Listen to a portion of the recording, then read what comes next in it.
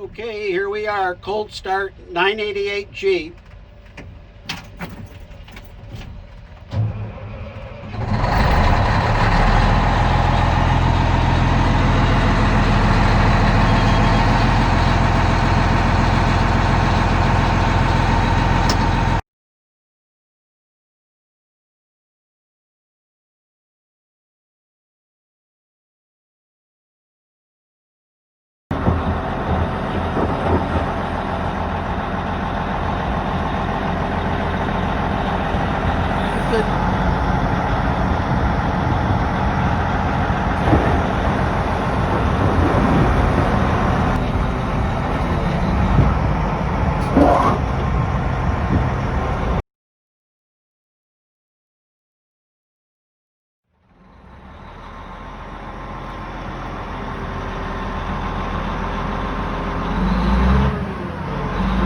Pacific Rim Machinery 2004 988G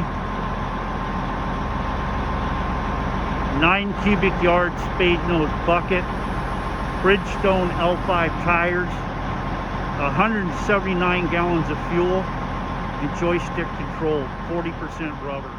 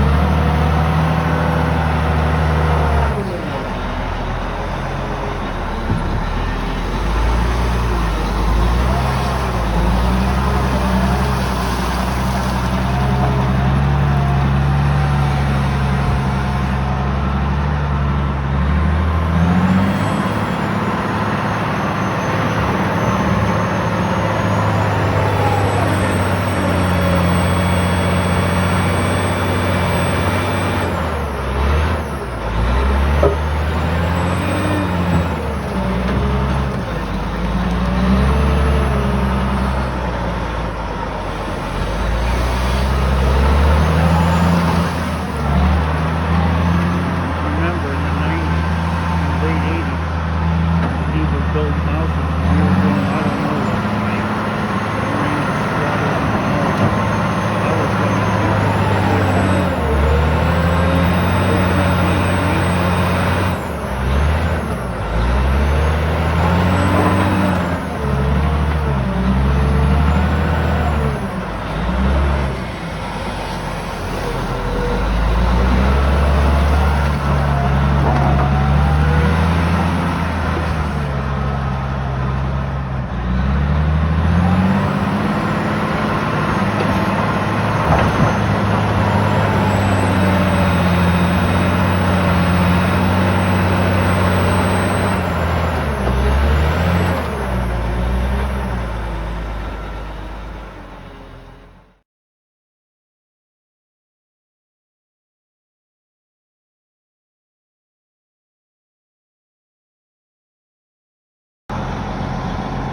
So, 988Gs, this is a BNH 01176 988G. This is a 4.3 meter boom, meaning it's 169 inches measuring the boom. This is the high lift arrangement boom. So, okay, this bucket has 13 feet 1 inches of dump clearance from the center tooth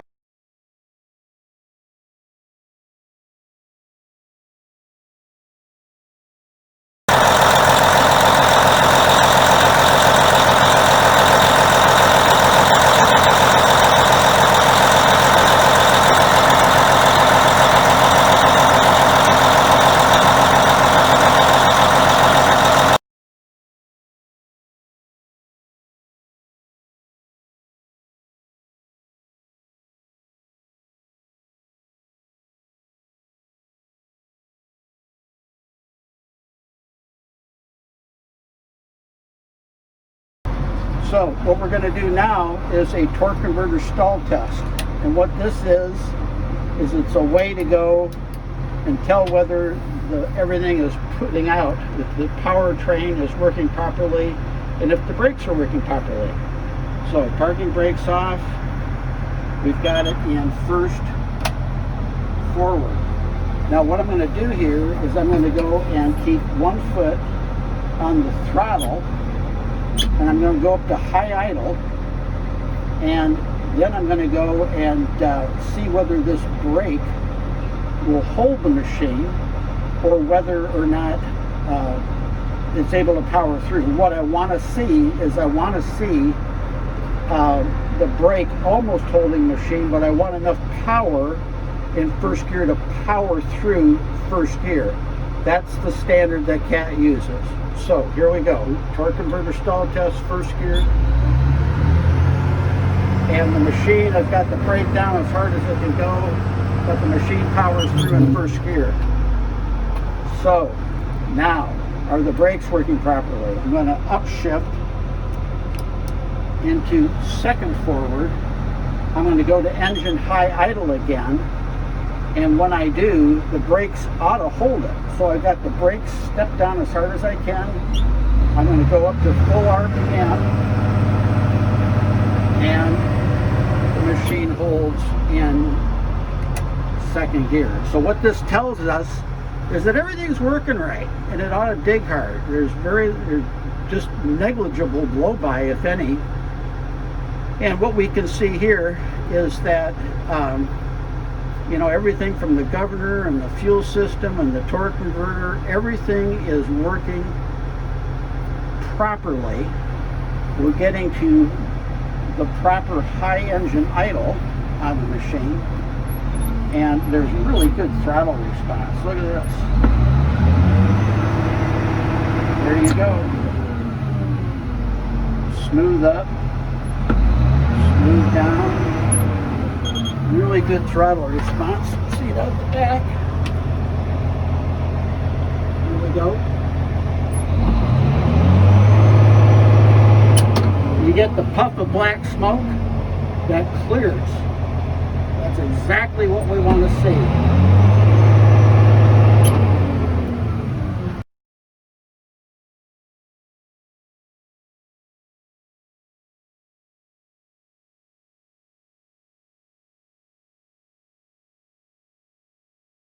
Okay, so there's first forward. You want to make sure that you can see it gets all the gears. There's first forward. We're going to upshift into second forward. Here we go. Now we're going to upshift into third gear. There we go. Now we're going to upshift into fourth gear. You see that's at fourth now. There we go. So it gets all the gears, the 4 forward gears. Now there's 3 reverse gears actually. So I'm going to toggle it down into reverse now. And we're in third reverse. So I'll start out, I'm going to downshift into first reverse. There it is in first reverse. Now I'll downshift again, or upshift actually, into second reverse. And then we'll shift down, we'll shift into third reverse, and there we go.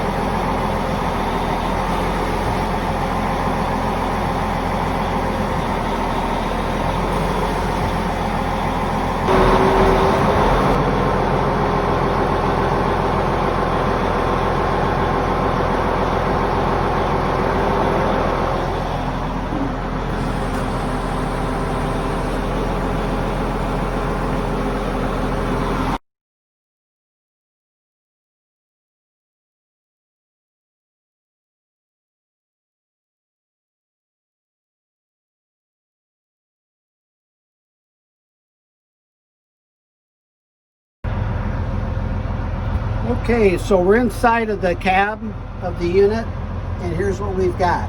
We've got a rim pull control system up here. That's maximum rim pull. You can dial this down to a less rim pull, down to like 65%. The whole idea there is to go and be able to run the machine without slipping tires.